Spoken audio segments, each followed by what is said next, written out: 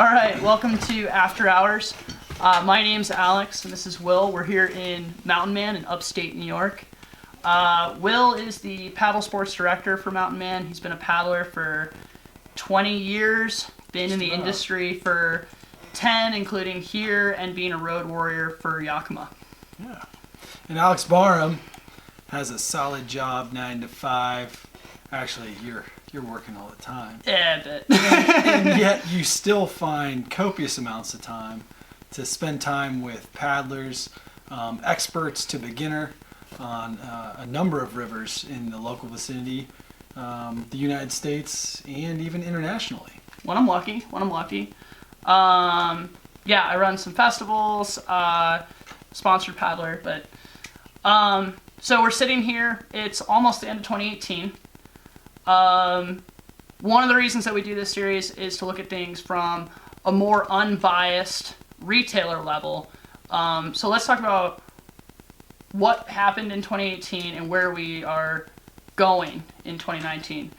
So like at the beginning of this year, what did we have drop? Like we had the BRAP. Oh. Yeah. So 2018, let's turn those memory banks back. 2018, the first Whitewater boat that was sold at Mountain Man was the Ripper. Oh, right. I'm thinking of the Ripper. Photo. Yeah, it was a Ripper. We pre-sold a lot of those. Pre-sold. Actually, that was the second boat, second model. First model being the Mach-No. The second model of Whitewater boats that since I've been at Mountain Man since 2009, that we pre-sold before the model ever landed. Right. Well, Piranha went really marketing heavy. Teased the bejesus. Demshits teased the bejesus out of it. Yeah. And then, correct me if I'm wrong, shipment 1 dropped, gone. Shipment 2 dropped, gone. We're out. That's about right. Phantom was new this year. So, like, yeah, I barely got any time actually in the Ripper by the end of the year. You barely got any time in it, just because our demos kept selling. Got some early time, but then ran out of stock. Had to sell some demos. Got some more in, and that was probably, if we went back and looked at things, that was like the first hot boat out of the gate. Phantom was pretty hot too. I got a good amount of time in that. Thank you, Rob Rexroad at Dagger, for hooking us up with demos to make sure we had them. Yeah. Oh, in 2018, now that I think about it, was a big year because out of the gate, we had the Ripper, okay, and then we had winter. I feel like held on until about here in the Adirondacks. Held on till about.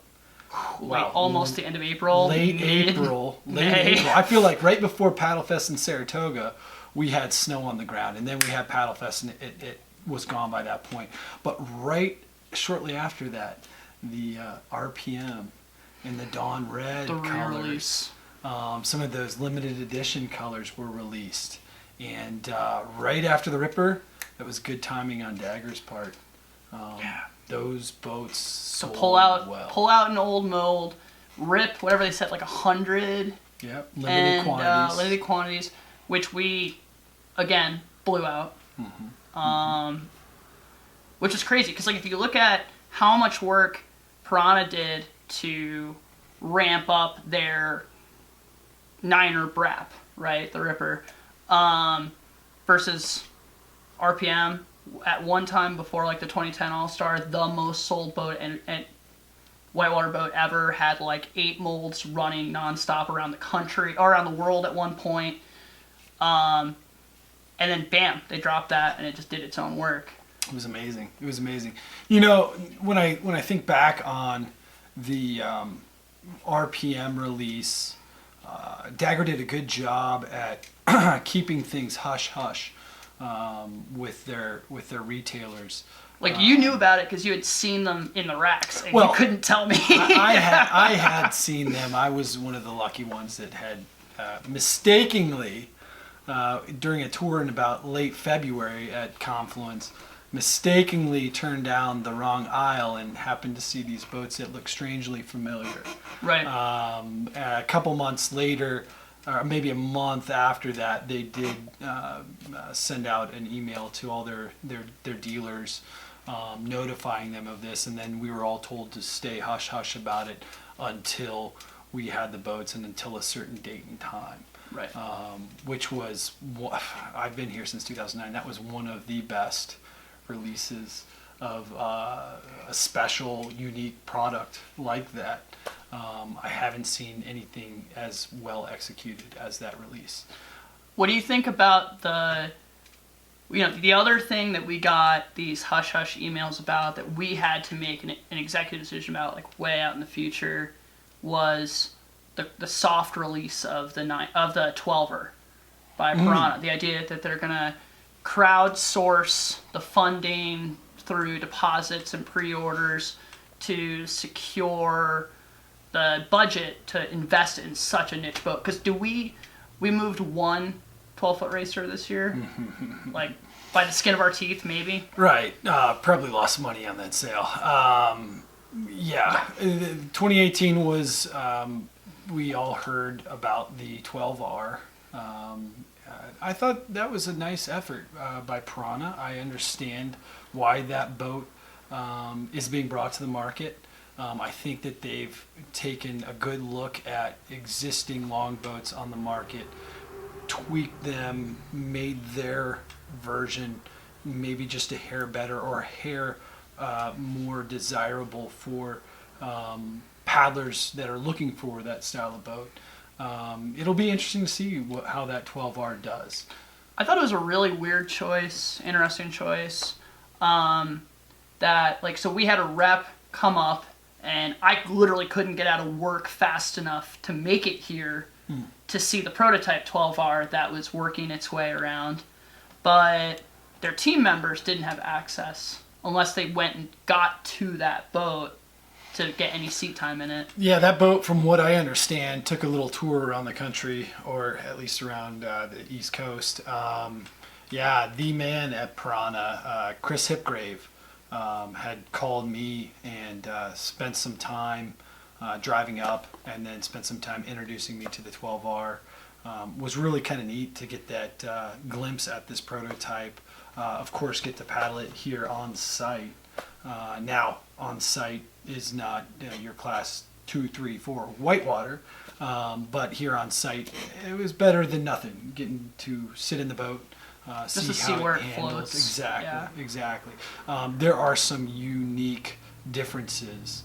I would say upgrades, improvements from certainly different characteristics from the other longboats that are on the market currently. Yeah, I know that I'm already working on. I've tracked down one that's going to get shipped out early for a magazine to review, and I'm going to be hopefully trading notes and getting a chance to even see what it is before ours I've got to shows say, up. So in, what was it, 2017 was the Machno release? Yeah. 2017 we pre-sold the Machnos. 2018 we pre-sold Rippers. Mm-hmm. And then in late 2018, going into 2019, we've already pre-sold a 12R. Yeah, Piranha Gorilla Market's hard, son. They're doing something right there. That's great. That's great. As a retailer, we like to see that because for many of you, you may not know, but we have manufacturers that manufacture these products. Dagger, Piranha, Liquid Logic, Jackson. Those are the brands that we offer here. I named them all, right? Yeah, well, all the ones that are at all feasible, we have. Feasible. That's all worth. Yeah.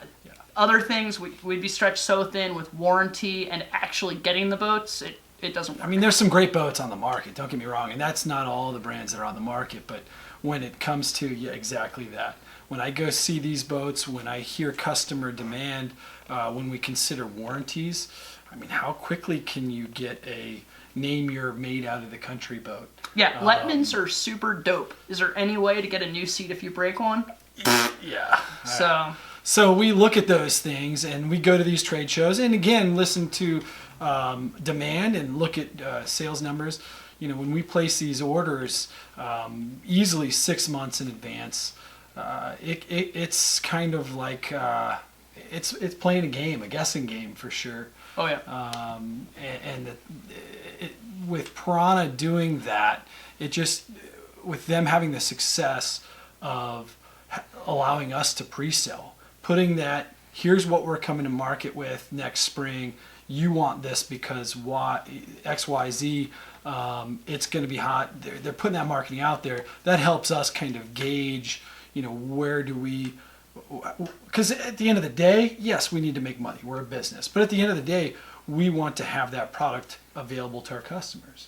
A lot of times, and I don't mean to go off on a tangent here, a lot of times folks will come to me and ask, hey, I just had an email yesterday. Hey, do you have a small Zen?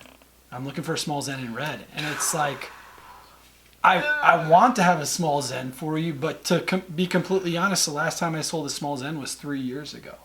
At demo. I looked at the numbers. At insane discount. Exactly. So while that would help you that I had a small Zen, having a small Zen here right now just doesn't make any sense for us as a business. The lights don't stay on if we sell 3-year-old boats at 30% off. No. They barely stay on as is. Exactly.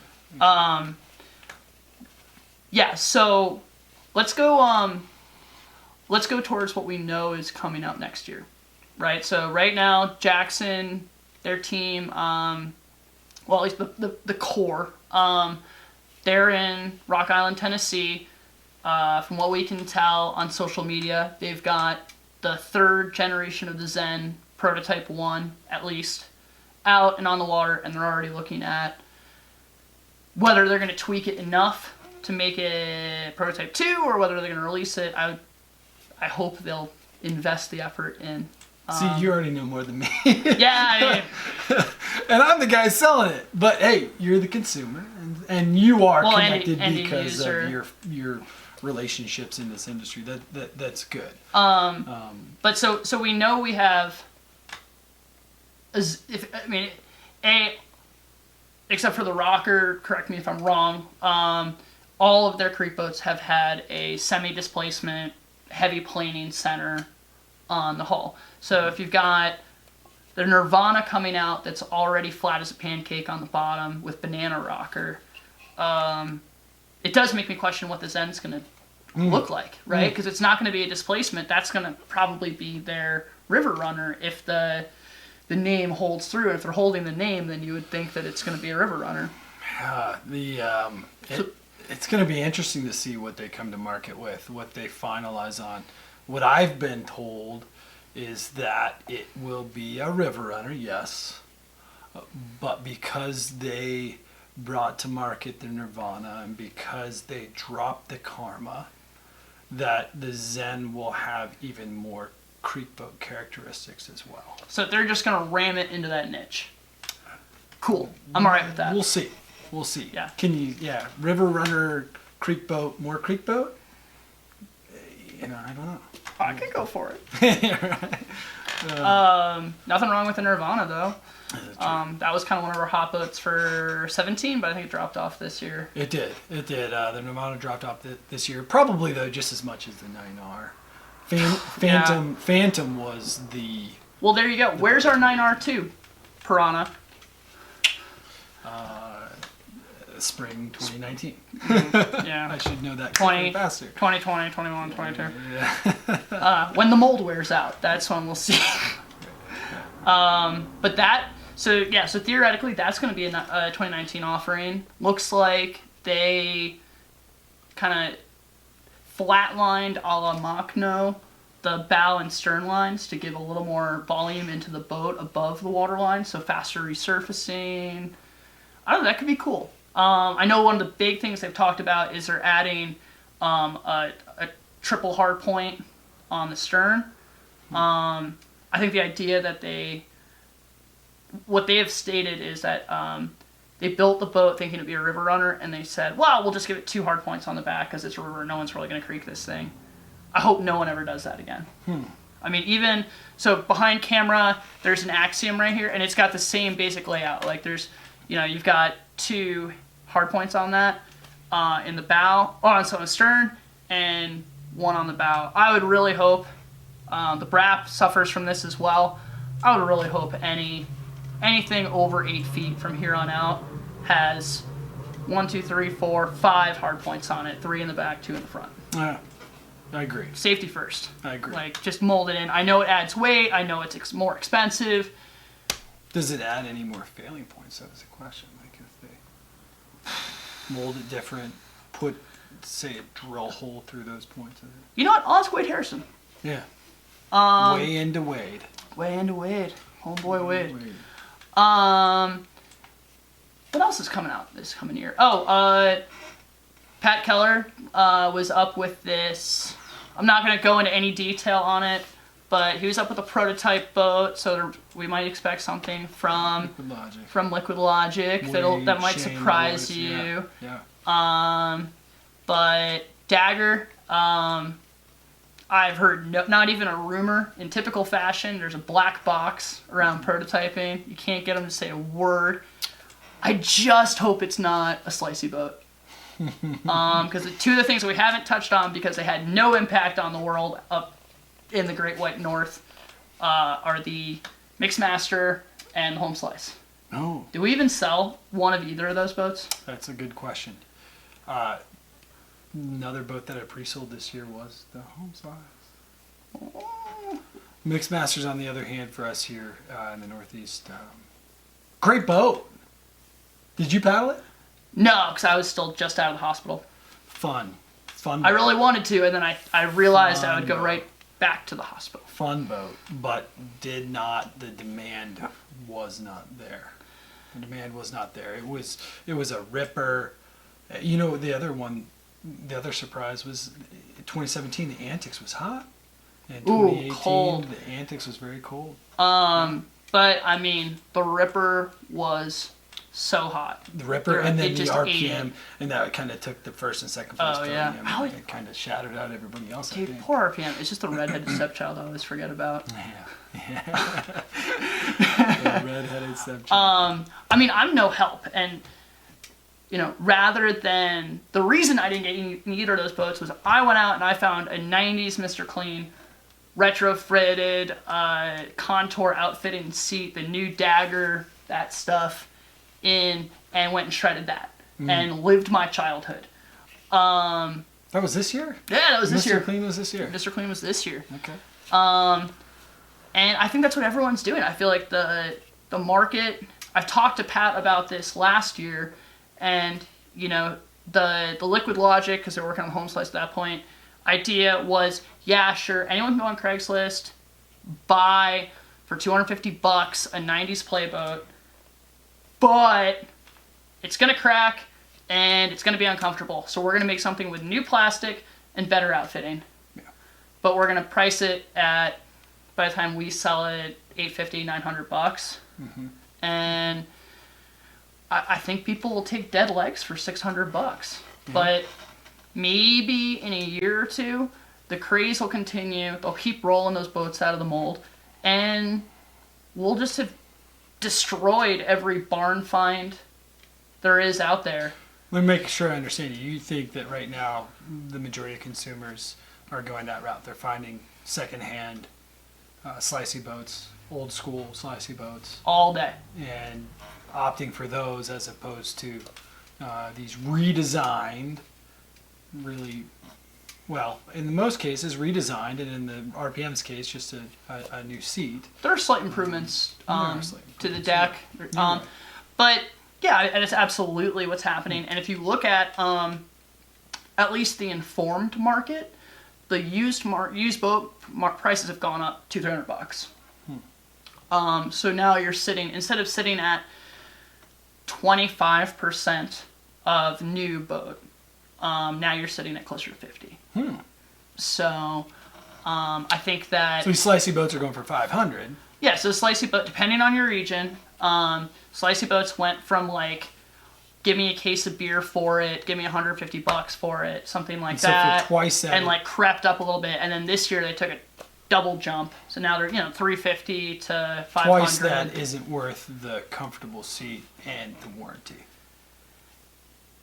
I mean, if you're gonna pound the bejesus out of it, get a warranty. Good point. But short-term gains. Short term. Yeah. That's why you say in a couple years maybe we'll see more of those. I think in a couple of years, I don't think that the idea of slicing and squirting and doing all of this cool stuff going down the river is going to go away again. Right. To the degree that it completely went away again, and Pat Keller made it awesome again. Props to Pat. But that being said, whitewater participation peaked when those slicey boats were out there. Ton of people quit the sport. Gas got expensive. They had kids, whatever it was, and they got thrown in the rafters. And just for the last 10 years, you could go out there and find you name it, a session, a slice, a medieval. If you just waited 6 months, you were going to find the boat of your choice at the price that you're picking. Interesting. So slicey boats, we'll give them time. Don't discount them yet. Hold on to them. Don't discount them yet. I don't see any advantage for Dagger to put out, because that's how we got here, was what's in the black box. Right. So I don't see any advantage for any other boat company to make a double slice boat. You tell low Dagger, volume on both ends. Hold on to the Axiom and the remaining RPMs. That's the question. Like, if what they've been working on is something that's slicey on both ends, I would tell them, put it in the rafters, put it in the barn, save the CAD file, wait on it. I think the Axiom deserves a tune-up. When did that come out? 08? It's been some time. Yeah. I think the Axiom needs a tune-up. I think that this is going to be everybody's staple boat again. That's why the RPM was so big, right? I think it's cool to release the RPM again, but I paddled one and there's no rocker in it. Yeah. So if I were somebody who's going to be on deep water all the time, yeah, it'd probably be fine. Running class 3, want to surf little green waves, probably be fine. I'm going to go and splat it. I'm going to go and low water, beat it down all summer on rocks, and I don't know. The one thing I want to see change is, at least for where we are, 9 feet is long in these boats. The one thing that the Antics got right was it was so short that you could stand it up in very little water. Like this, that was my issue with the Ripper was, okay, Ripper squirt's super easy. I've got 2 eddy lines that are 5 feet deep. Because at 9 feet, you got to sink half that boat plus a little bit. Right. So I'm at 5 feet. Good point. But the Axiom, though, I just got back into the Axiom this last summer. And in fact, now that I think about it, since I've been in the industry, I got in the Axiom, I apologize, but my first time this summer. And what a good boat. How do you change something? Oh, I'll find something. That's so good. I don't know. There has been whispers and questions about will the Axiom get a facelift. Good luck, Dagger. I don't want to be in those shoes myself. Yeah, dude. Man, I think the hardest part of being a boat designer must be figuring out what you're gonna do, because everyone's got their opinion. Right. Everybody has an opinion. I want to see a new Jitsu. Sure.